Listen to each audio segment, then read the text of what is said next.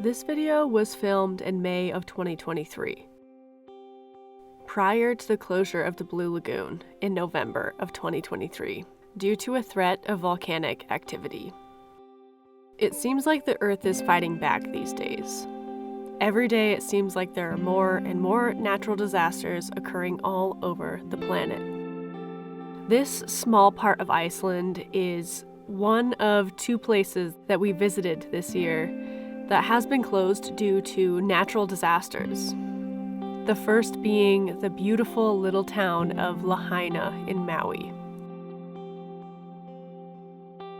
And now the town of Grundarfjordur in the Blue Lagoon are both in a state of emergency due to the threat of volcanic eruptions. Both are closed until further notice. This video is a reminder of the beauty of the Blue Lagoon. I also wanted to share our experience that we had here in the spring of 2023. It is our hope that this sanctuary and the small town of Grundarfjordur will survive the volcanic activity and reopen without sustaining too much damage. This trip to Iceland was a particularly windy one, and the day that we booked for the Blue Lagoon was some of the worst wind that we had experienced this entire trip.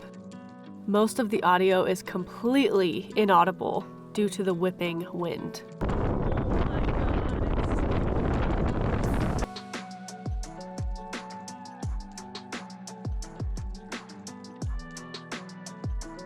The Blue Lagoon is 50 kilometers away from Reykjavik, which is a quick 40-minute car ride.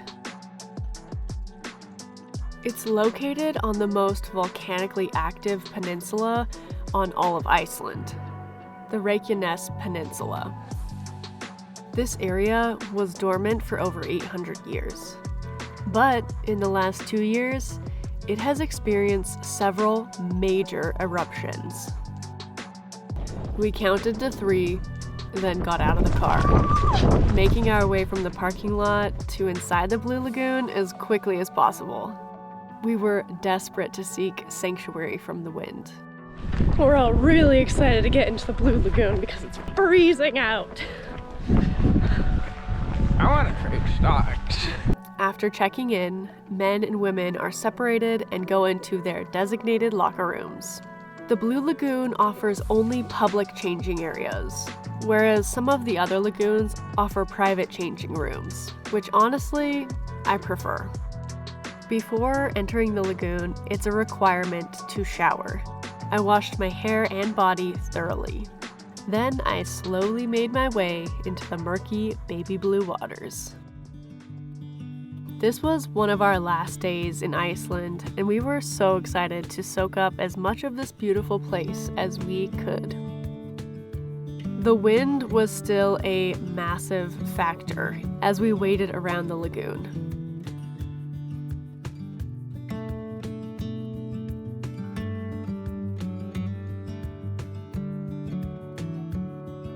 Luckily, the water was warm enough to keep us from freezing.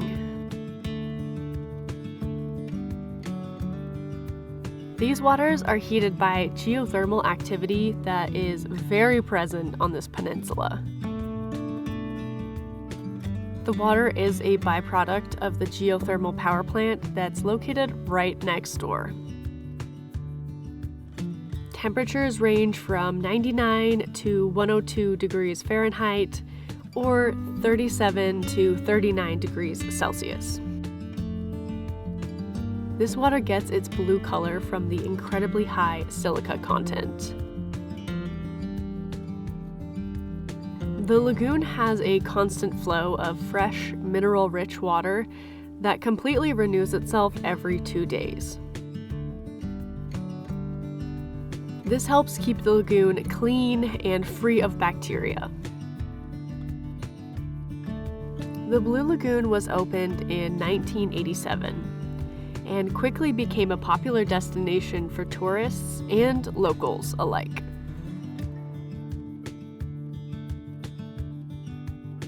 Because of the frigid wind, our goal was to spend as much time in the warmer sections of the lagoon as we possibly could. Though crossing the lagoon to reach these hot spots quickly became a chore, with the rough waters being splashed in our faces constantly. Certain packages purchased here at the Blue Lagoon include silica-based face masks, drinks, and spa access.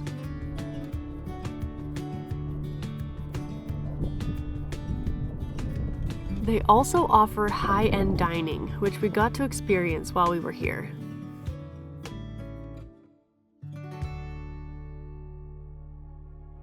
Though there are almost always many tourists here, the pool is very large, and it was designed to disperse the crowds efficiently.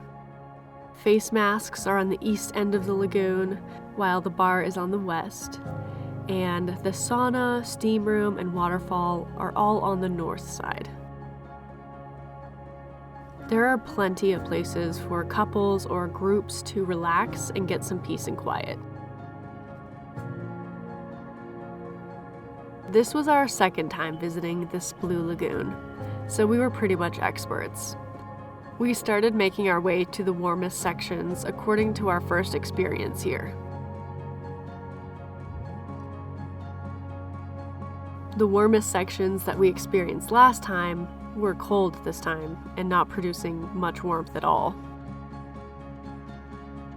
So we started exploring other options.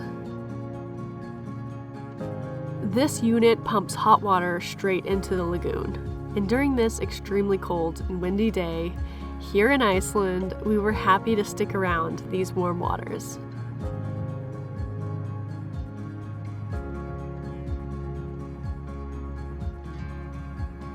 There are drinking fountains located all around the lagoon.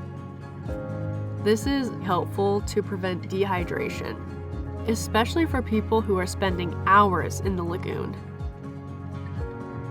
The prolonged exposure to the hot lagoon waters and the cold alcoholic beverages can be a hazardous duo without staying properly hydrated.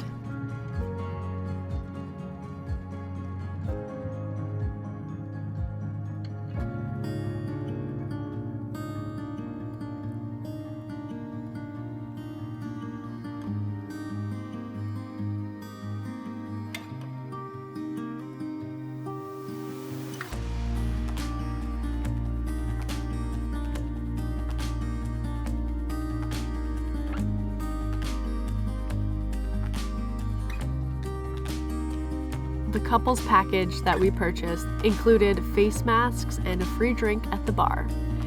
We decided to forego the face masks, but made our way to the bar to grab a free drink.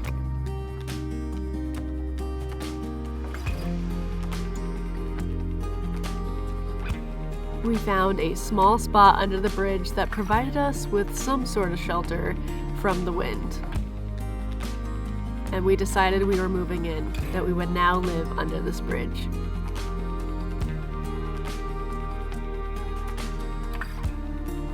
After a minute or two of embracing our troll selves, we decided to leave the bridge for good and make our way to the saunas.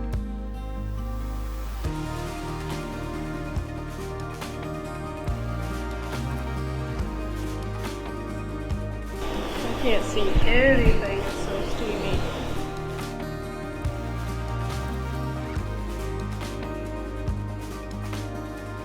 The Blue Lagoon has both a wet sauna and a dry sauna, both of which we took advantage of while we were there.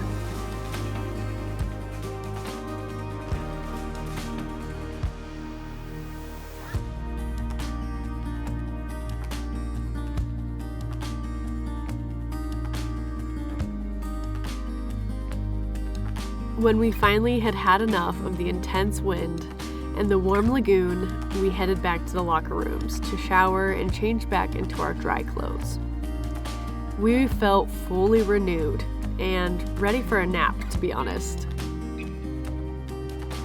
Though the conditions were tough, we still had a great time soaking in the baby blue waters of the lagoon.